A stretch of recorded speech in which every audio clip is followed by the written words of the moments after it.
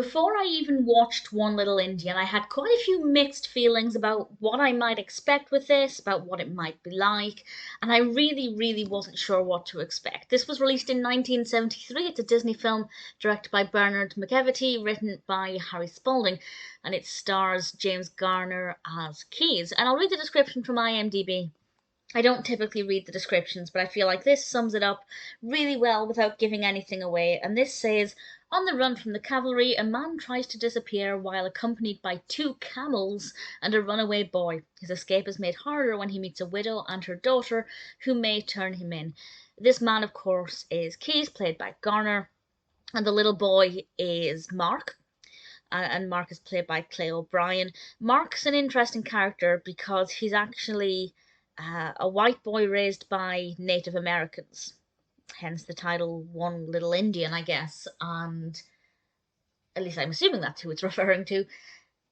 And he's a very likable character. I really enjoyed this, the relationship that developed between Keyes and Mark, almost like a father figure. I think Mark enjoyed being in Keyes' presence. That was quite good to watch. With regards to the mother and the daughter, the mother is Doris, played by Vera Miles, and the daughter is Martha, played by Jodie Foster. So I thought, okay, we have a pretty strong cast, but when I read the title, I thought, is this going to just be full of inaccuracies and awkward depictions? What I will say is the Native American characters are actually not in this very much. Maybe that's a good thing, maybe that's a bad thing, I don't know, but it does mean that we don't have to watch too many uncomfortable, wild representations that Disney typically often presented, even in the 70s. I think things were getting a little bit less awkward by this point, but certainly depictions are still quite questionable. But here, not so much. I didn't think it was so much of a problem compared to a lot of other films. So once I kind of established that and realized that that it wasn't going to be as awkward as I'd perhaps feared based purely on the title, that was good, but I was still a bit concerned because according to Wikipedia, which I'd read, I didn't read the full article, but I read this before watching it, Garner had apparently said, "I've done some things I'm not proud of, this is one of them." But honestly, it's not that bad. It's not perfect, and I was quite pleased to see that it's got 6.1 out of 10 on IMDb, which is not a bad rating. Now, I'm not going to say it's the best narrative. I'm not going to say it's the most compelling or the most fascinating, but actually, I didn't mind it. I quite like westerns quite a lot, so I love the western setting. The camels were fascinating. My brain just kept thinking they were horses. So every time somebody said the word camel, it kind of shook me for a second, which is quite an interesting experience. The camels are interesting enough. I'm not the biggest fan of camels, but they were fun to watch, and the performances are really good across the board. Absolutely no problems there. The characters are all likable.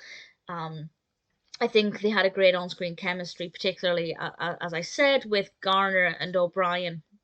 I really liked the character of Mark. I thought he was quite fascinating to watch. So I have no real complaints. There might be some moments where things are a little bit too convenient for certain characters, where problems are solved maybe in ways that I think are not completely believable, but generally speaking, I found it to be okay. The narrative may not be the most gripping or the most compelling. I think in some places it might be actually quite predictable. But I really liked the characters, and I liked the settings as well. We learn at the beginning of the film from text that comes up on the screen that this was actually filmed in Utah, which is not somewhere I know very much about. But there's this place called the Kanab Movie Ranch. I'm not sure if it still exists, but certainly that's a pretty fascinating concept, and visually it's beautiful. As I said, I like westerns. I really like the settings for westerns. I think we have some gorgeous scenery a lot of the time, and this is absolutely no exception on that front. So I went into this kind of apprehensive, thinking it was going to be really awkward and uncomfortable to watch. That's me, of course, looking at the title and thinking there would be a lot of Native American characters in this, providing a lot of, the film providing questionable depictions. But as I said, they're not in it that much, which in itself maybe is a problem, I'm not sure. But I feel like the story still worked well enough, even if it wasn't the most intricate or the most action-packed. But what I got was better than expected, and I enjoyed it well enough. I probably wouldn't watch it again unless, say, unless I wanted to go back and watch every Jodie Foster film, which is not impossible. I am currently working my way through her films, so maybe at some point that will happen.